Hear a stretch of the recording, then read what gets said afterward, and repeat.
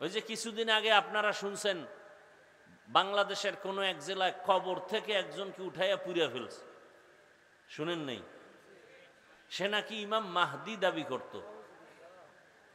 ইমাম মাহদি তো এত তাড়াতাড়ি মরার কথা না, সে মরল কেন? ইমাম যদি মরে মুক্তাদির উপায় কি? ডাক্তারের রোগে ধরলে রোগীর উপায় কি? ইমাম মাহদি আসবেন, গোটা দুনিয়াতে ইসলাম কায়েম হবে। আর রাজবাড়ী যদি ইমাম মাহদি থাকে, ঢাকার শহরের অবস্থা তো খারাপ কেন? হ্যাঁ, ভণ্ডামিরও তো একটা সীমানা থাকা উচিত। শুনেন, মানুষ অন্যায় করতে করতে যখন সীমা লঙ্ঘন করে, তখন আল্লাহ তাকে এমন, তার থেকে এমন কাজ বের হয়ে যায় যে মানুষ তাকে আলাদা কোনো তোকমা লাগাইতে হয় না, তার কথায় সে ধরা পড়ে যায়। তার কথায় সে ধরা পড়ে যায়। বড় কঠিন জিনিস। না পারি কইতে, না পারি সইতে। আমি সংক্ষিপ্ত আকারে দু চারটি কথা বলার নিয়তে কোরআনে হাকিমের এক আয়াতে কারিমা, নবীজির এক টুকরো হাদিস পড়েছি। এখলাস ও রুহানিয়াতের সমন্বয়ে কিছু কথা বলার মতো, শুনবার মতো আমাকে আপনাদের সকলকে আল্লাহ পাক তৌফিক দান করেন। আল্লাহ বলেন, হে রাসূল করিম সাল্লাল্লাহু আলাইহি ওয়াসাল্লাম, আমার কথাটা আপনি উম্মতকে পৌঁছে দেন। কথাটা আপনার না, মূলত আমি আল্লাহই বলতেছি। ইন কুনতুম তুহিব্বুনাল্লাহ, যদি তোমাদের মধ্যে কেউ আল্লাহকে মহব্বত করতে চাও, ভালোবাসতে চাও, ফাত্তাবিউনি, নবী আপনি বলে দেন সে যেন আপনার ইত্তেবা করে, অনুসরণ, অনুকরণ। লাভ কি হবে? ইউহিব্বুকুমুল্লাহ, যে আপনার অনুসরণ করবে মূলত সে আল্লাহকেই ভালোবাসলো। আল্লাহ তাআলা বলেন, এর বিনিময় আমি আল্লাহ পাক তার কৃত সমস্ত গুনাহকে মাফ করব। আমি হলাম চূড়ান্ত ক্ষমাশীল। আমার মতো ক্ষমা করনেওয়ালা আর কেউ নেই। নবীজি বলেন, লা ইউমিনু আহাদুকুম হাত্তা ইয়াকুনা হাওয়াহু তাবআন লিমা জিতু বিহ, তোমাদের মধ্যে পরিপূর্ণ মুমিন হতে পারবে না কেউ যতক্ষণ পর্যন্ত আমি রসুল যা নিয়ে আসছি এগুলোর উপরে পরিপূর্ণ মোহাব্বত না করবে। অর্থাৎ নিজের প্রবৃত্তির থেকে, নিজের নফস থেকে, নিজের মনের চাহিদা থেকে আমি রসুল যা নিয়ে আসছি এর উপরে পূর্ণ মোহাব্বত না থাকবে, অনুসরণ না থাকবে, সে কখনো কামেল মুমিন হতে পারবে না। মুমিন হতে পারবে, কামেল না। আসল মুমিন হতে পারবে না। আশেকে রসুল হতে পারবে, আসল আশেক হতে পারবে না। যেমন এখানে আমরা সবাই বসে আছি, সব মানুষ। আল্লাহর আদালতে আমরা হাকিকতে মানুষ হতে পারিনি। আল্লাহর কাছে মানুষ হিসাবে গ্রহণ হওয়াটা, এটা ভিন্ন কিছু গুণ প্রয়োজন। তো আল্লাহ পাক রব্বুল আলামিন দুনিয়াতে মানুষ সৃষ্টি করার পরে মানুষকে আল্লাহ পাক সৃষ্টি জগতের মধ্যে শ্রেষ্ঠ মর্যাদা দান করেছেন এবং তার শ্রেষ্ঠ মর্যাদা ধরে রাখার জন্য দয়াময় আল্লাহ কিছু নিয়ম নীতি দিয়েছেন। পৃথিবীতে যত নিয়ম নীতি কিয়ামত পর্যন্ত আল্লাহ পাক এটা জারি রাখার ব্যবস্থা করেছেন দুই জিনিসের দ্বারা। আল্লাহর যত নিয়ম নীতি আছে মানুষের চলার জন্য, এবং মানুষের মর্যাদা রক্ষার জন্য আল্লাহ সে নিয়ম নীতিকে চালু রাখার ব্যবস্থা রেখেছেন দুইটা, একটা হলো কিতাব আর একটা হলো ব্যক্তি। ব্যক্তি বলতে আল্লাহ কোরআনে বলছেন চার দল ব্যক্তি আমার বিধান, আমার নিয়ম সব কিছু মানুষের সামনে পেশ করবে। কিসের মাধ্যমে? আল্লাহ বলেন আমার দেওয়া কিতাবের মাধ্যমে। আর যে মানুষগুলো, যে ব্যক্তিগুলো আল্লাহর নিয়ম নীতিগুলো মানুষের সামনে পেশ করে যাবে কিয়ামত পর্যন্ত, সেই ব্যক্তিদের মধ্যে শ্রেষ্ঠ আম্বিয়ায়ে কেরাম, আর শেষ এরা হবেন সলিহিন সাদিকিন। এরা ওয়ারাসাতুল আম্বিয়া, রসুলের ওয়ারিস, যাদেরকে আমরা উলামায়ে কেরাম বলি। আজকে আমরা ইসলাম পেয়েছি এক তো কিতাব কোরআনের মাধ্যমে, আর কোরআনটা বুঝছি জানছি উলামায়ে কেরামের মাধ্যমে। এই দুই রাস্তা ছাড়া আল্লাহ পাকের বিধান নিয়ম নীতি জানাও যাবে না, মানারও কোনো রাস্তা থাকবে না। আমাদের সমাজে যদি কেউ এই দুই ফর্মুলার কোনো একটাকে ধরে রাখে আর একটা ছেড়ে দেয়, তার ধ্বংস অনিবার্য।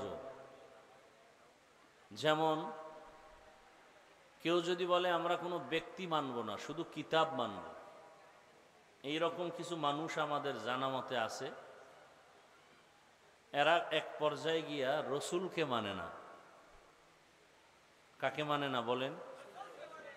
একটু জবাব দিয়েন। এমনকি এরা সাহাবায়ে কেরামদের বিরোধিতাও করে।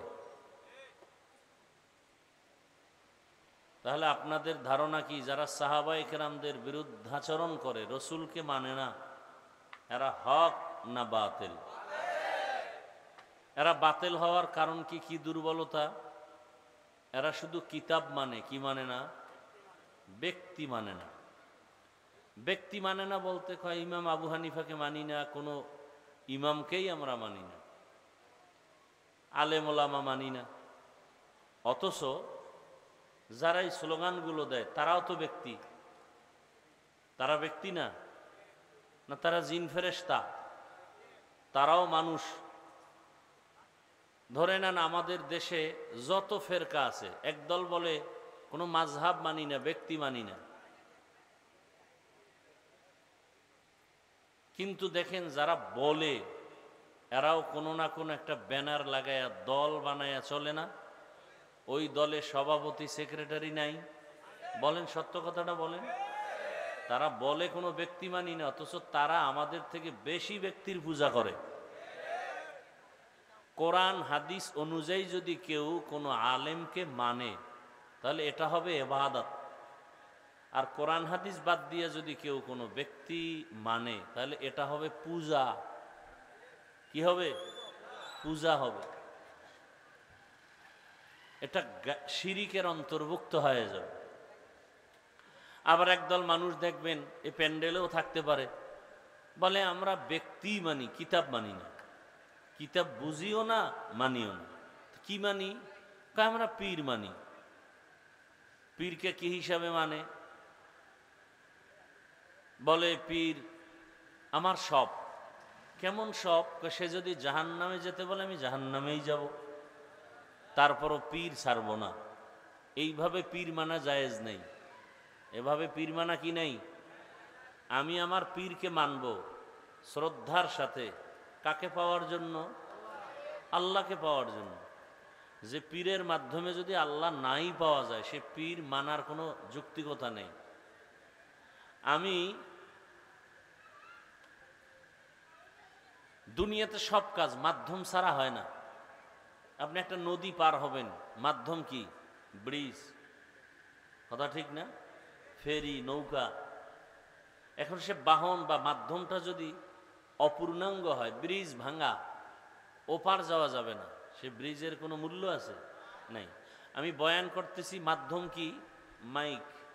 কথা ঠিক না? যদি মাইক সাউন্ড না দেয়, কোনো মূল্য আছে? নাই।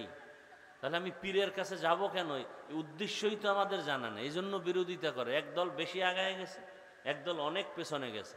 যারা অতিরঞ্জিত আগায় গেছে এরাও সীমা লঙ্ঘন করেছে, যারা একেবারে দূরে এরাও সীমা লঙ্ঘনকারী। পীরের কাছে যাব কেন? আচ্ছা আমাকে একটা জবাব দেন তো, আপনারা অনেক বুঝদার মানুষ। আল্লাহ কয়জন বলেন? সবাই বলেন। আল্লাহ যে এক, কোন দিক থেকে এক বলেন? বুঝা শুনে বললেন। আল্লাহ কি সব দিকে আছেন? আমার পেছন দিকে আছেন? এটা কোন দিক বলেন? পশ্চিম। আল্লাহ পশ্চিমে আছেন, উত্তরে, দক্ষিণে, কোন দিকে নাই? তাহলে নামাজ কেন পশ্চিমে পড়েন? তাল মিলেন। আমার কথা খুব গুরুত্বপূর্ণ, পারলে জবাব দিবেন, না হয় চুপ থাকবেন, আমি বুঝাই দেব। অতি চালাকি করবেন না। আল্লাহ পূর্ব দিকে নাই, উপরে নাই, নিচে নাই। আল্লাহ নাই এমন কোন স্থান আছে? তাহলে নামাজ কেন পশ্চিমে পড়তে হবে? বাইতুল্লাহ তো একটা পাথরের ঘর। বাইতুল্লাহ তো আল্লাহ না, আল্লাহ বানায় নাই, বানাইছে ফেরেশতা। প্রথম বানাইছে বাইতুল্লাহ ফেরেশতা। এই বাইতুল্লাহকে ভেঙ্গে চুরমার করে নতুন করে নির্মাণ করা হয়েছে 13 বার। কতবার? 13 বার। সর্বশেষ বাইতুল্লাহ নির্মাণ করনেওয়ালা হলো হাজ্জাজ বিন ইউসুফ। হাজ্জাজ বিন ইউসুফ। এবং তার বানানো সিস্টেম অনুযায়ী এখনো বাইতুল্লাহ আছে। এরপরে আর নতুনভাবে নির্মাণ হয়নি, বরং রং লাগছে, সংস্কার হয়েছে, নির্মাণ না। আল্লাহ। তাহলে আমরা নামাজ কেন পশ্চিম দিকে ফিরে পড়ি? সব জায়গায় তো আল্লাহ আছে। কোরআন আছে, হাদিস আছে না নাই? কোরআন আছে না নাই বলেন? আছে। মাযহাব মানবো কেন? চরমনাই যাব কেন? তাবলিগে যাব কেন? হাফিজুর রহমান সাহেবের শুনবো কেন? তার কথা মানবো কেন? ইমামের কথা শুনবো কেন? আল্লাহ তো সব জায়গায় আছে, পশ্চিম দিকে নামাজ পড়বো কেন? পূর্ব দিকে পড়লেও তো হবে, পশ্চিমে পড়লেও হবে, উত্তরে পড়লেও হবে। আল্লাহকে নামাজ পড়ি কার জন্য? কার জন্য? আল্লাহর জন্য। তো আল্লাহর জন্য নামাজ পড়লে আমি যেখানে সেজদা দিব সেখানে কবুল। আমি পূর্ব দিকে বসেও যদি আল্লাহকে ডাকি, আল্লাহ শুনবেন না? পশ্চিম দিকে কেন? এই প্রশ্নের যেই জবাব, কোরআন আছে, হাদিস আছে, মাযহাব মানবো কেন? পীরের কাছে যাব কেন? আল্লাহওয়ালার কাছে যাব কেন? এই প্রশ্নের সে একই জবাব। এখন যে একটাও জানে না, এর উপায় কি? বাইতুল্লাহর দিকে ফিরে নামাজ পড়ি কেন? এই প্রশ্নের উত্তরও জানে না। তাহলে সে ওই প্রশ্নের উত্তর কিভাবে জানবে? ইবাদত করি কার? সেজদা দেই কাকে? বাইতুল্লাহ কেন? পশ্চিম কেন? রোজা রাখবো আল্লাহর জন্য, জিকির করবো আল্লাহর জন্য, তেলাওয়াত করবো আল্লাহর জন্য, পীরের কাছে যাব কেন? সে তো আল্লাহ না। নামাজ পড়বো আল্লাহর জন্য, বাইতুল্লাহর দিকে কেন? বাইতুল্লাহ তো আল্লাহ না, ওটা পাথরের ঘর। এই প্রশ্নের যেই জবাব, ওই প্রশ্নের সে একই জবাব। যারা বুঝে না এরাই অন্ধের মতো মনে করে ভালো দিকে যায়, মূলত জাহান্নামের দিকে যায়।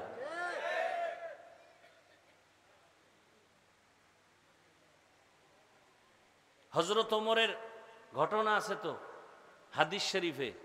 হজরে আসওয়াদে চুমা খায় হাজি সাবরা, শুনছেন না? তো ওমর বলে, এই পাথর, তোর মধ্যে কি আছে?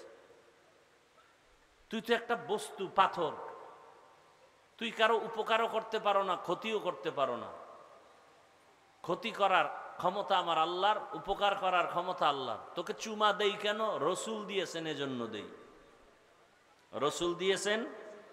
তাহলে ওমরের কথার সাথে মিলায়ে বলবো, মুরব্বি মানবো কেন কোরআন হাদিস থাকতে?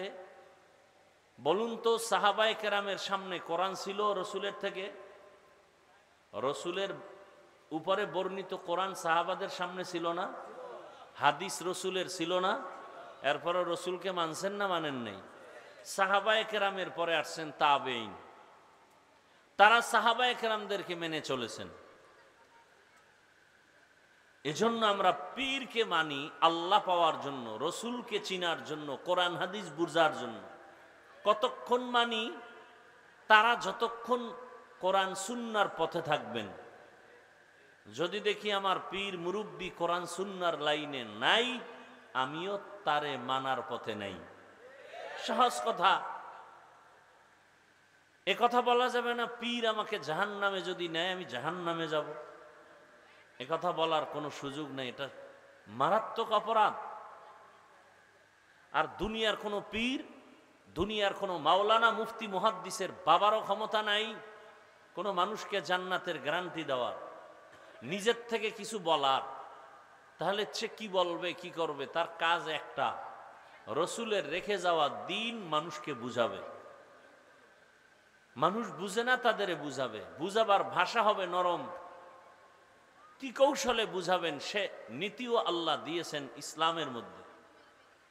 ওলামায়ে কেরামের কাজ বান্দার সাথে মানুষের মহব্বত তৈরি করা, বান্দার সাথে আল্লাহর পরিচয় লাভ করায় দেওয়া, বান্দার সাথে ইসলামের সম্পর্ক গড়ায় দেওয়া। এটা শুধু আলেমদের কাজ, জোড়া লাগায় দিবে না। আলেম যদি এমন কাজ করে যে বান্দা আল্লাহর থেকে আরো আলাদা হয়, যেমন উলামায়ে কেরামের কথা শুনলে মানলে মানুষ আল্লাহর দিকে আগাবে, ইবাদত চিনবে, রসুল চিনবে, কোরআন বুঝবে। পক্ষান্তরে যদি মানুষ আলেম থেকে আলাদা হয়, মূলত সে ইসলাম থেকে আলাদা হয়ে যাবে।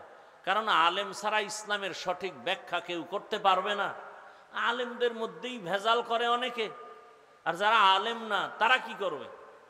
ওই যে কিছুদিন আগে আপনারা শুনছেন বাংলাদেশের কোনো এক জেলায় কবর থেকে একজনকে উঠাইয়া পুড়িয়া ফেলছে, শুনেন নেই? সে নাকি ইমাম মাহদি দাবি করত।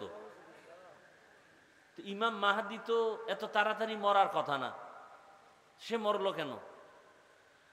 ইমাম যদি মরে মুক্তাদির উপায় কি? ডাক্তারের রোগে ধরলে রোগীর উপায় কি? ইমাম মাহদি আসবেন, গোটা দুনিয়াতে ইসলাম কায়েম হবে। আর রাজবাড়ী যদি ইমাম মাহদি থাকে, ঢাকার শহরের অবস্থা তো খারাপ কেন? হ্যাঁ, ভণ্ডামিরও তো একটা সীমানা থাকা উচিত। শুনেন, মানুষ অন্যায় করতে করতে যখন সীমা লঙ্ঘন করে, তখন আল্লাহ তাকে এমন, তার থেকে এমন কাজ বের হয়ে যায় যে মানুষ তাকে আলাদা কোনো তোকমা লাগাইতে হয় না, তার কথায় সে ধরা পড়ে যায়। তার কথায় সে ধরা পড়ে যায়। বড় কঠিন জিনিস। না পারি কইতে, না পারি সইতে, বড় কঠিন হালাত। আমি সেদিন বললাম, বাংলাদেশের এখন যে একটা পরিস্থিতি, সমস্ত মানুষ যদিও নামাজ ঠিক মতো পড়তে পারে না, কিন্তু ইসলাম চায়। কথা বলেন না কেন? কি চায়? ইসলাম চায়। দুই একটা নির্বাচন স্থান ভিত্তিক, এলাকা ভিত্তিক যে নির্বাচন হচ্ছে, কেমন যেন ইসলামের একটু রং দেখা যাচ্ছে। কে জামাত ইসলামী, কে ইসলামী আন্দোলন, কে খেলাফত আন্দোলন, খেলাফত মজলিস, এগুলো সাধারণ মানুষ বুঝারও চেষ্টা করে না, বুঝেও না। সবাই বুঝে ইসলাম মানি, সব হুজুর এক, সবারটাই ইসলাম। আলাদা আলাদা যদি বলি অমুক আমার না, আমি আমার, তখন মানুষ বিভ্রান্তের মধ্যে পড়ে যায়। এই কারণেই ইসলাম বাংলাদেশের জমিনে অনেক দুর্বল পয়েন্টে দাঁড়ানো। না হয় আলেম ওলামা যদি এক প্ল্যাটফর্মে আসে, এ সোনার বাংলায় দাঁড়িয়ে কোনো নাস্তিক, কোনো বেঈমান কথা বলার সাহস পাবে না। কিন্তু কোটি কোটি টাকা ব্যয় করা হচ্ছে কিছু মুনাফেকদের মাধ্যমে, যেন আলেমরা এক হতে না পারে। বড় কঠিন হালাত, বড় আশ্চর্য লাগে। জীবনে ভাবার মতো না। যে এরা এরা হুজুর এক হবে, কিন্তু আল্লাহর শকর যে ওলামায়ে কেরামের মাঝে ইসলামের ব্যানার ভিন্ন ভিন্ন থাকলেও নির্বাচন কেন্দ্রিক যে একটা এক হওয়ার প্রবণতা, যাদের নিয়ে কল্পনা ছিল না তারা এক হয়ে গেছে, আর যাদের নিয়ে টেনশন ছিল না তাদের নিয়ে টেনশন বেড়ে গেছে। কপাল খারাপ, আমাদের কপাল খারাপ, বলার কিচ্ছু নাই। তুমি জানো এই ফতুল্লা থানা এটা কোন বাজার? কদমতলি। এখানে মাছ বাজার নাই? রায়েরবাগ আছে না? রায়েরবাগ মাছ বাজার একটা আলাদা। তুমি জানো মাছ বাজারে গেলে মাছই পাবা, সেখানে আর চাল ডাল পাবা না। তুমি সেই মাছ বাজারে স্বর্ণ খুঁজো কেন?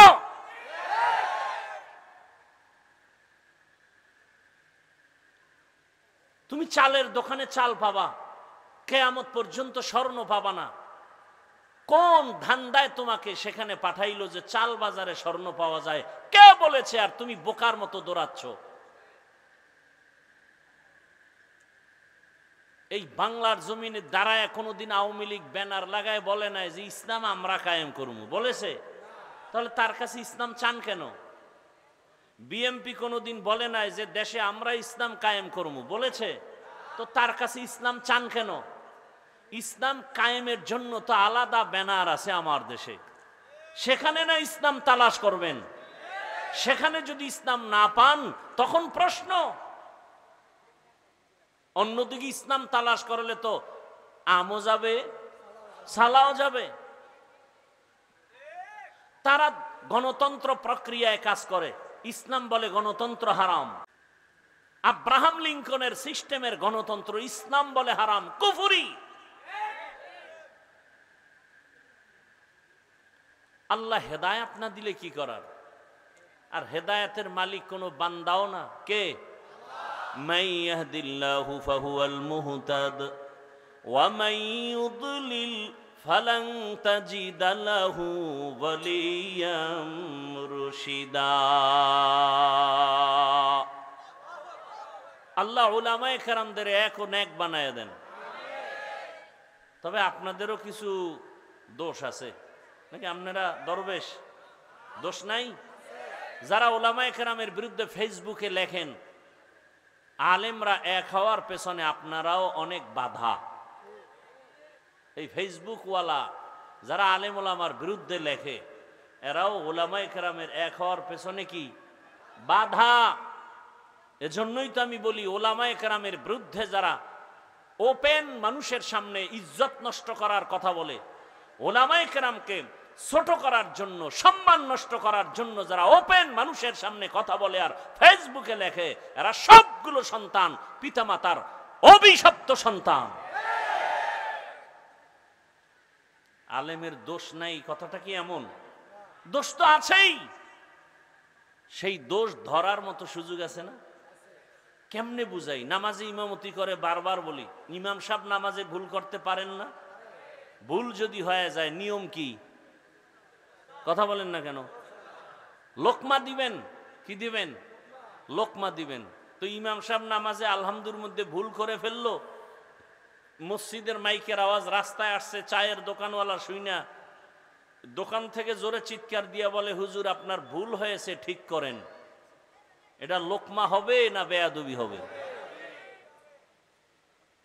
তাহলে এই জন্য ভালো করে মনে রাখবেন, ইমামের লোকমা দেওয়ারও নিয়ম আছে না নাই? ওলামায়ে কেরাম ভুল করলে সেই ভুল শোধরাইয়া দেওয়ার নিয়ম নীতি ফেসবুক না, জনসাধারণের সামনে মাইকে তার সম্মান নষ্ট করা না। এটা ভুল সংশোধন না, ভুল ধরাইয়া দেওয়া না, এটা অপমান করা, এটা আদব নয়, এটা লোকমা দেওয়া না, এটা বেয়াদবির নামান্তর। কিছু একেবারে আউজুবিল্লাহ বিসমিল্লাহ পারে না, ফেসবুকে লেখে, আলেমের বিরুদ্ধে লেখে বলে সতর্ক হয়ে যান। কে বলে যে আউজুবিল্লাহও পারে না? চেহারাটা ভাল্লুকের মতো, চুলগুলো উল্লুকের মতো, দিনরাত মোবাইল চালাইতে চালাইতে একটা গাঞ্জাখোরের চেয়ে খারাপ হয়ে গেছে চেহারা। আল্লাহ হেদায়াত দান করুন। তুমি যত মেডিসিন লাগাও চেহারার জীবনে সুন্দর হবে না। সুন্দর চেহারা বানায় দিছেন কে? সে আল্লাহর বানানোটা তুমি আলাদা কিভাবে করবা? দেখো না, একই মায়ের গর্ভের 5টা সন্তান, এর মধ্যে 2টা মেয়ে 3টা ছেলে, তিন মেয়ে 2 ছেলে। একই মায়ের সন্তান, একজনের কণ্ঠের সাথে আর একজনের কণ্ঠের আওয়াজের কোনো সম্পর্ক নাই, আছে? একই মায়ের সন্তান, 5টা সন্তানের চেহারাও 5 রকম। দেখছেন নি কারবার? একই ফ্যাক্টরির থেকে আসছে, চেহারা আলাদা, কণ্ঠ আলাদা, দেহ গঠন আলাদা। কে করেছেন? দুনিয়ার সব মানুষ, হাজার হাজার হাজার হাজার হাজার হাজার কোটি মানুষ, আল্লাহ যত মানুষ বানাইছেন আদম থেকে আজ পর্যন্ত যত মানুষ, সারা দুনিয়ার মানুষ যদি এক জায়গায় মিলায় দাও, সব মানুষ এক। বলে আঙ্গুলের একটা টিপ লাগায় দেখ, পৃথিবীর কারো আঙ্গুলের সাথে অন্যের আঙ্গুলের ছাপে মিল হবে না। হবে? চোখের মধ্যে এমন ডিজাইন আল্লাহ দিলেন, এত সুন্দর ডিজাইন, সারা দুনিয়ার মানুষের চেহারাও যদি মিলাও, নকলের সুযোগ আছে, চোখের ডিজাইনের মিল করার কোনো সুযোগ নাই। এই জন্য ওই বিদেশে গেলে, বিভিন্ন কঠিন কঠিন কাজে গেলে বলে তোমার চোখের চেহারার চোখ দিয়ে ভালো করে তাকাও, তোমার চোখের ডিজাইন নিতে হবে। স্ক্রিনে ক্যামেরার মাধ্যমে নিয়ে নেয়, আঙ্গুলের ছাপ নেয়। দুনিয়ার কারো আঙ্গুলের ছাপের সাথে কারোটার মিল নাই। কুদরত কার? কাদের কুদরত দারি বর কামাল, আন্তা রব্বি আন্তা হাসবি জুল জালাল, তুহি কাদের জলিলুল্লাহ জাহাদার, বহর হালে তুহি মেরা নিগাহদার। তাহলে আল্লাহ তাআলা মানুষ দুনিয়াতে পাঠাইয়া মানুষকে চলার জন্য নিয়ম নীতি দিছেন, মানুষের সম্মান বজায় রাখার ব্যবস্থাও করেছেন। আল্লাহ তাআলা বলেন, ও দুনিয়ার মানুষ, আমি তোমাদের বানানোর পরে তোমার জীবনের সব প্রয়োজনের ব্যবস্থাও করেছি, অতএব আমার কাছেই চাইতে হবে, আমি আল্লাহ তোমার সব চাহিদা পূরণ করব। চাওয়ার আগেই তো সব দিয়া দিলাম, আরো কিছু যদি প্রয়োজন হয় আমার কাছে চাও। রহমতের নবী বলেন, ইজা সাআলতা ফাসআলিল্লাহ ওয়া ইজাস্তাআনতা ফাসতাইন বিল্লাহ। যদি প্রশ্ন করো, সাইল করো, কার কাছে করো? আল্লাহর কাছে চাও। কারণ দুনিয়াওয়ালারা সব ফকির, এজন্য দুনিয়াওয়ালারা চাইলে কষ্ট পায়।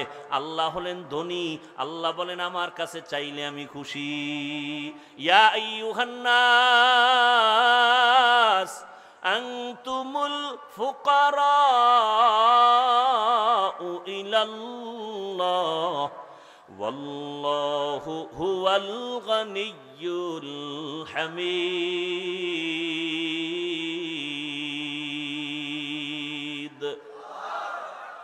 দুনিয়ার সবাই কি ফকির? ধনীকে বলেন? বরং যে যত বড় ধনী দুনিয়ার লাইনে সে তত বড় অভাবী। ধনী মানুষ কৃপণ, দান করলে অল্প করে, আবার দান করে স্বার্থ ছাড়া করে না। আমার নাম দাও, ব্যানারে নাম লাগাও, তাহলে আমি কিছু টাকা দিতে পারি, ঠিক নেই? আবার চায়ের দোকানে বসে বলে দান করছে মাদ্রাসায় 50,000, মানুষের সাথে গল্প করে পুরা মাদ্রাসা আমি করছি। আছে না নাই? এই জন্য রসুল বলেন, কিয়ামতের ময়দানে জাহান্নামে যাবে প্রথম 3 জন ব্যক্তি। কয়জন? প্রথম জাহান্নামে যাবে 3 জন। কেমন 3 জন তারা? দুনিয়ার সব বিবেক বলে এই 3 জন মানুষ বিনা হিসাবে জান্নাত পাওয়ার যোগ্য। দুনিয়ার সবাই বলবে এই 3 জন বিনা হিসাবে জান্নাত পাবে, কিন্তু রসুল বলেন আমার আল্লাহ এই 3টা লোকের ডাইকা প্রথমে জাহান্নামে দিবেন। দুনিয়াওয়ালারা বলে এই 3টা মানুষ জান্নাতি। বলে কেন? বলে একজন হলো শহীদ, কাফের বেঈমানের বিরুদ্ধে যুদ্ধ করিয়া গলা কাটা শহীদ হয়ে গেছেন, এই লোকটা তো নিশ্চিত জান্নাত পাওয়ারই কথা। আল্লাহ কয় কিয়ামতের ময়দানে আমি তাকে সবার আগে জাহান্নামে দিব। দ্বিতীয় হবে আলেম। আলেমদের আল্লাহ ডাকবেন। রহমতের নবী বলেন, দুনিয়ার আলেম নিজে এলেমের বয়ান করছে কিন্তু আমল করে নাই। পর্দার বয়ান করি, পর্দা নিজে করি না। হালালের বয়ান করি, হালাল নিজে খাই না। সুন্নতের বয়ান করি, সুন্নত অনুযায়ী চলি না। এরম আলেম নাই? বলেন না কেন? এলমেরা এজাজো করদান বেহিসাব খলকেরা দান জবাবে বাসওয়াব হক না দারদ দোস্তে খলকা জারেরা নিস্তে ই খসলত একে দিনদারেরা। দ্বিতীয় আলেমকে আল্লাহ ডাকবেন, এলেম শিখছো আমল করো নাই। আল্লাহ কোরআনও বলেন, ইয়া আইয়ুহাল্লাযীনা আমানু লিমা তাকুলুনা মা লা তাফআলুন। নিজে যা আমল করো না এমন বিষয় মানুষকে বয়ান করিও না। কিয়ামতের ময়দানে আল্লাহ ডাকবে, বলবে জাহান্নামের ফেরেশতা একে জাহান্নামের শিকল লাগায় নিয়ে যাও। 3 নাম্বার দানবীর আল্লাহ ডাকবেন, ও দান করনেওয়ালা, অনেক টাকা পয়সা তোমাকে দিলাম, দান করেছো? কাহা করেছি, মাদ্রাসা মসজিদে। কেন করেছো? বলে দ্বীনের জন্যই করেছি।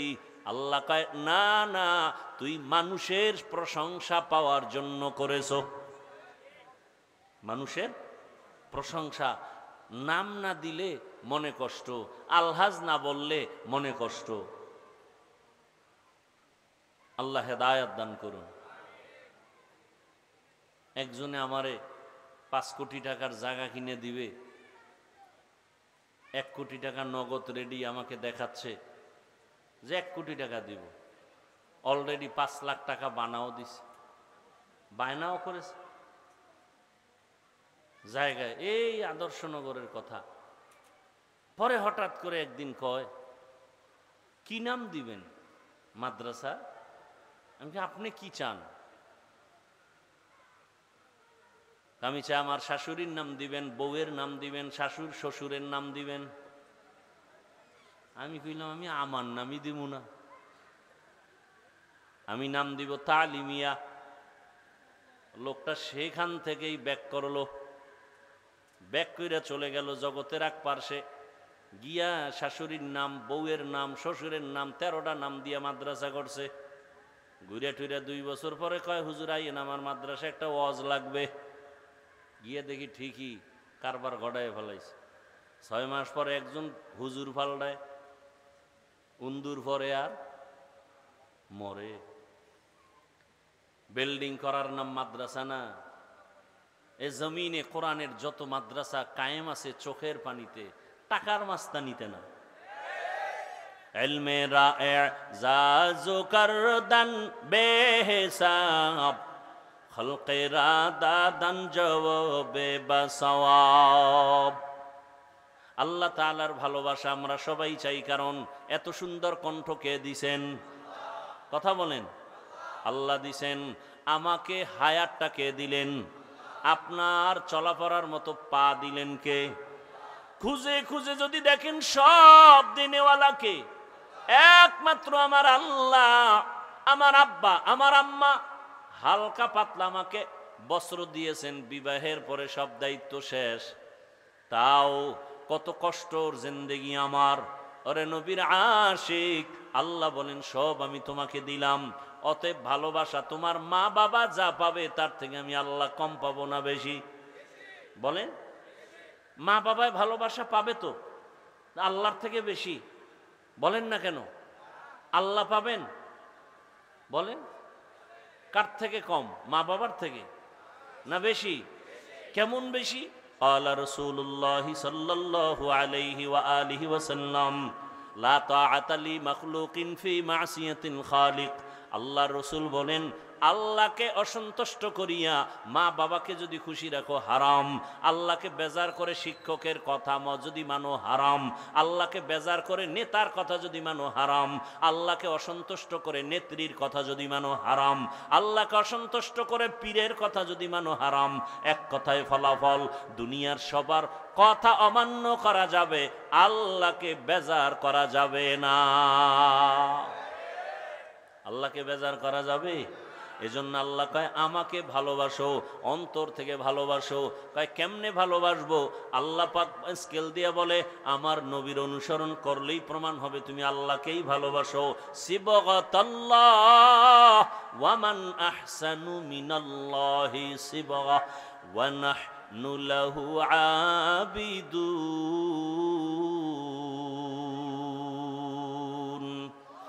আল্লাহর রঙে রঙিন হও।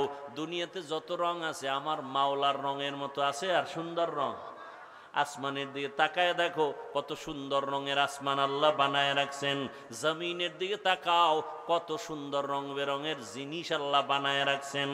আল্লাহর বানানো আসমান জমিন এত সুন্দর, না জানি আমার বানানেওয়ালা আল্লাহ আরো কত সুন্দর। ওই আল্লাহকে ভালোবাসো। এখন আমরা সবাই যদি জিজ্ঞেস করি ভালোবাসিনি, সবাই বলবে হ্যাঁ আল্লাহকে ভালোবাসি। আল্লাহকে ভালোবাসার প্রমাণ কি? যে নবীর অনুসরণ করে, নবীকে মানে, নবীকে মানে প্রমাণ হবে সে আল্লাহকেই মানলো। যে নবীকে মানবে সে আল্লাহকেই ভালোবাসলো। নবীকে মানার অর্থ কি? বলে নবী যেমনে চলছেন এমনে চলো, নবী কেমনে পানি পান করছেন ওইভাবে পানি পান করো, নবী রাস্তা দিয়ে কেমন করে হাঁটতেন ওইভাবে হাঁটো, নবী নখগুলো কেমনে কাটতেন ওইভাবে কাটো, চুলগুলো কেমনে রাখতেন ওইভাবে রাখো। নবীরে তো দেখা যায় না, দেখতে পারলাম না, আমরা তো কপাল পরা উম্মত, নবীরও পাইলাম না। নবীরে দেখছেন আবু বকর, তারও পেলাম না। নবীকে ডাইরেক্ট দেখা আমল করছেন সাহাবায়ে কেরাম, তাদেরও পেলাম না। আমরা হতভাগার দল, আমাদের উপায় কি? রহমতের নবী বলেন তোমাদের কোনো পেরেশানি নাই, আমি পরামর্শ দিয়া গেলাম। আল্লাহ কয় আমার অনুসরণ কর, আর আমি বলে গেলাম উলামায়ে কেরামের অনুসরণ কর, আমি রসুল খুশি হয়ে যাব। আর আমি রসুল যদি খুশি হই আল্লাহ খুশি হয়ে যাবেন, আর আল্লাহ যদি খুশি হয় বিনা হিসাবে জান্নাতি। আল্লাহকে ভালোবাসতে চান? আল্লাহকে ভালোবাসতে হলে কার অনুসরণ লাগবে? রসুলের। কার? রসুল তো নাই। এখন আমাদের উপায় কি? জবাব কিন্তু দিয়ে আবার জিগাইছি, জবাব দিছি তো, রসুলকে পাই না, এখন কার অনুসরণ করব? উলামায়ে কেরামের অনুসরণ করব। কেমনে? কয় আলেমদের দিকে নজর করো। তবে উলামায়ে কেরাম জমিনে দুই দল থাকবে। কয় দল? আল্লাহ রসুল বলেন আলা সাবধান হে দুনিয়ার উম্মত, ইন্না খাইরাল খাইরি খিয়ারুল উলামা ওয়া ইন্না শাররাশ শাররি শিরারুল উলামা। উলামাদের মধ্যে একদল থাকবে চূড়ান্ত ভালো, এদের মতো ভালো জমিনে আর কেউ নাই। আবার একদল উলামাদের অন্তর্ভুক্ত থাকবে এরা জমিনে সব থেকে বড় খারাপ। আলেম পৃথিবীতে শ্রেষ্ঠ, খানার মধ্যে বিরিয়ানি শ্রেষ্ঠ, নষ্ট হলে এটা পান্তা ভাতের চেয়েও কি খারাপ। আলেম পৃথিবীর শ্রেষ্ঠ, এরা যদি উল্টাপাল্টা পথ গ্রহণ করে তাহলে এরা মদখোর গাঞ্জাখোরের চেয়েও খারাপ। আল্লাহ হেদায়েত দান করুন। তাহলে যারা হক ভালো আলেম এদের অনুসরণ করো, দেখবা যে আলেম নবীর তরিকা মেনে চলে, নবীর তরিকার বাইরে চলে না, পর্দা করে চলে, 5 বেলার নামাজ পড়ে।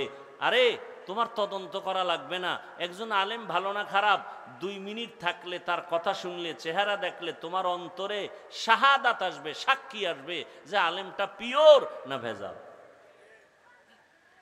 ভালো আলেমের অনুসরণ করো।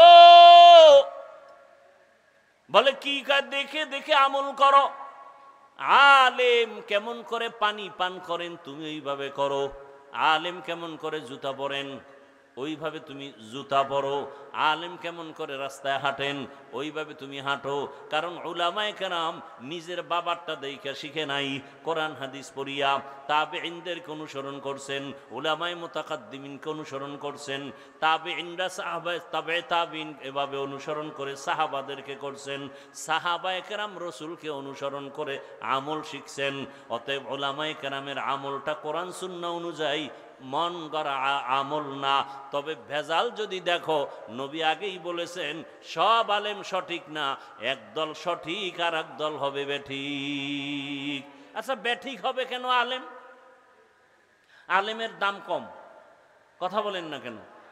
এই যে এত পেঁচ লাগান না, মুসিবতের সময়ও ওলামায়ে কেরামের কত সম্মান, করোনার সময় ওলামায়ে কেরামের সম্মান, তাহলে আলেম উল্টা পাল্টা করবে কেন? কয় আল্লাহ যা দিছে হয় না, আরো লাগবে। কয় ভাই তোমার বেতন কত? কয় মাসে আমি মসজিদ ইমামতি করে বেতন পাই 20,000 টাকা। কয় এরপরও তুমি ভিন্ন ধান্দা করো কেন? কয় না আরো লাগবে। আরো লাগবে, এইটা বড় খারাপ জিনিস। আল্লাহ যা দিছেন আলহামদুলিল্লাহ, এর মধ্যে বরকত। আরো লাগবে কয়ে যারা লোভে পড়ে, এই লোভানক দৃষ্টিতে যারা পড়ে যায়, এরা লাইনচ্যুত হয়ে যায়। টাকারে মাকসাদ বানাইস, আমার অনেক টাকা দরকার। কত দরকার? তোমাকে যদি চেয়ারম্যান বানাই, আলহামদুলিল্লাহ, এখানে বইখানে না এমপি হইতেইব। সেখানে যাওয়ার পরে বলবে না আমার মন্ত্রী, বলবে না আমার পুরা প্রধানমন্ত্রী বানাও।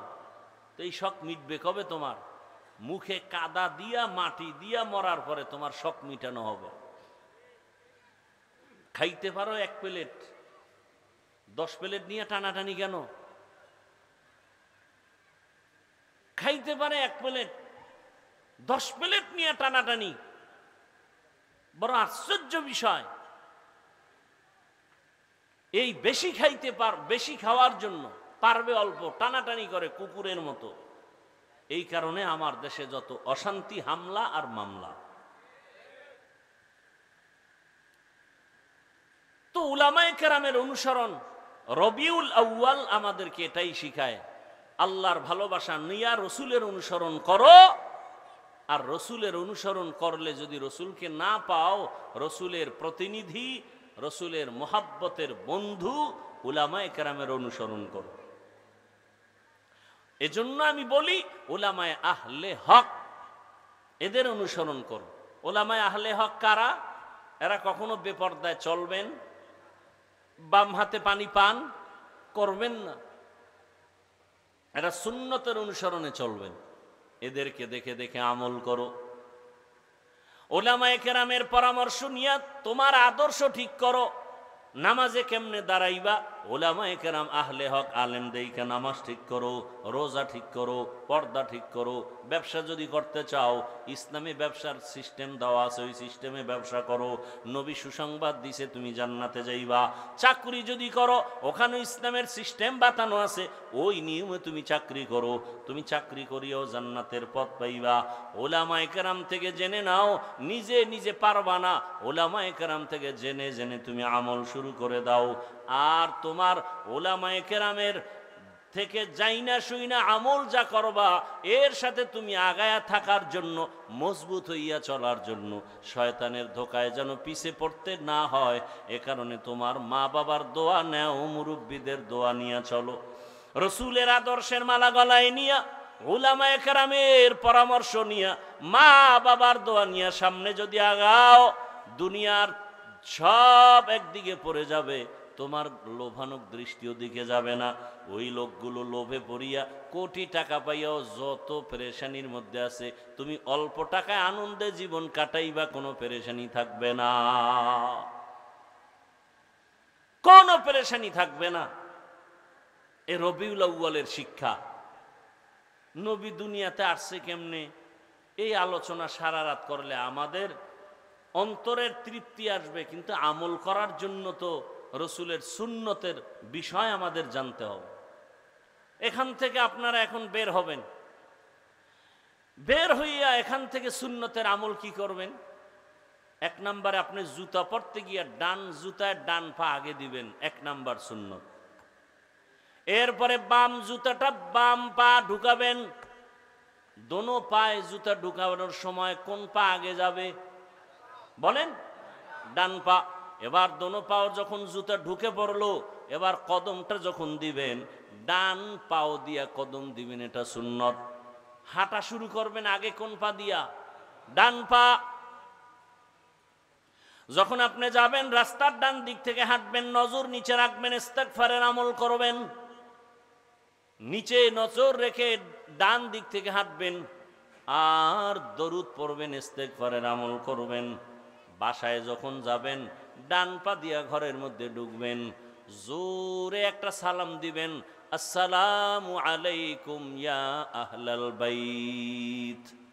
জোরে একটা আওয়াজ দিবেন, 5 তলা বিল্ডিং পর্যন্ত যেন সালামের আওয়াজ যায়। দিলে ফেরেশতারা থাকবে, জবাব দিবে, আপনি না শুনলেও দরকার নাই। জিন টিন যদি থাকে, এমনকি মানুষ থাকে, যদি খারাপ কিছু থাকে বাড়িটার মধ্যে, সালামের বরকতে সব ভেঙে যাবে। এরপরে একবার আলহামদু সূরা, দরুদ শরীফ, এরপরে কুল হু আল্লাহ সূরা পড়িয়া ঘরে ঢুকেন। আল্লাহ রসুল বলেন এমন আমল যদি করো, আল্লাহ ফেরেশতা দিয়া তোমার বাড়ি পাহারা দিবেন।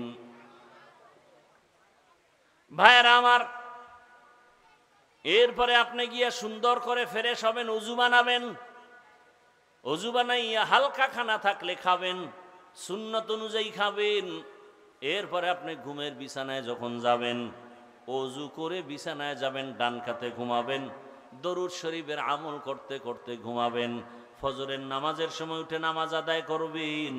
রহমতের নবী বলেন, তুমি যে এশা পড়ে আসলা, ফজর পড়তে উঠলা, মাঝখানের ঘুমের সময়টাও নেকের পাল্লায় ওজন দেওয়া হবে। আতিনা ফি দারে দুনিয়া না হাসান, আতিনা ফি দারে উকবা না হাসান। রবিউল আউয়াল থেকে এই শিক্ষা আমরা নেই, আল্লাহর ভালোবাসার উপরে কারো ভালোবাসা নাই। আল্লাহর পরে ভালোবাসা রসুলকে দিতে হবে, এরপরে ভালোবাসা মা বাপ, ওস্তাদ, পীর, পীর ওস্তাদ মা বাবার থেকে বেশি ভালোবাসতে হবে রসুলকে। শুধু তাই না, নবী বলেন আমাকে জীবনের থেকেও বেশি ভালোবাসতে হবে। আর আমাকে যে জীবন থেকে ভালোবাসবে, ওই বান্দা আমার সুন্নতের বিরোধিতা করবে না, আমল করার চেষ্টা করবে। ও আমার যুবক বাবারা, বৃদ্ধ বামাজি, পর্দার আড়ালের মা বোনেরা, আপনার মতো কত মা, কত বোন, ও যুবক, তোমার মতো কত যুবকরা জেনারেল লাইনে থাকিয়াও 5 বেলার নামাজ পড়ে পর্দা করে, মা বাবার দোয়া নিয়ে চলে। তুমি কেন পারবা না রে বাবা? তোমার মতো যুবক যদি স্কুল কলেজে পড়ে নামাজ পড়ে, বলো তুমি কেন পারবা না?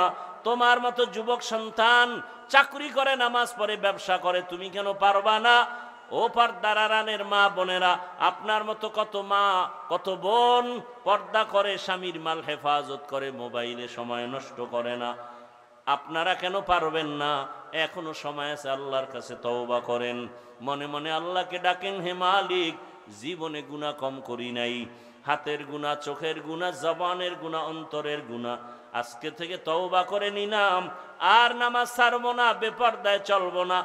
ও যুবক, তওবা করো, আল্লাহকে বলো জীবনে আর নামাজ ছাড়বা না, দাড়ি কাটবা না, বেপরদায় চলবা না, মা বাবার সাথে বেয়াদবি করবা না, ওলামায়ে কেরামের দোয়া পরামর্শ নিয়া, শিক্ষকের দোয়া নিয়া নবীর সুন্নাতওয়ালা জীবন তৈরি করবা, আর কোনোদিন গুনার পথে যাইবা না। আল্লাহ যাকে তওবার তৌফিক দিবেন সে তওবা করতে পারবে। যাদের নিয়ত খাঁটি, মরিয়া গেল আর নামাজ ছাড়বো না, দাড়ি কাটবো না, বেপরদায় চলবো না, জবানের দ্বারা গালি দিব না, গীবত করবো না, মিথ্যা বলবো না, হাতের কাজের দ্বারা কারো ক্ষতি করব না, অন্তরের কল্পনায় কারো ক্ষতির চিন্তাও করব না। তওবা করার মতো যদি নিয়ত হয়, 2টো হাত আমার আল্লাহকে দেখাইয়া দাও।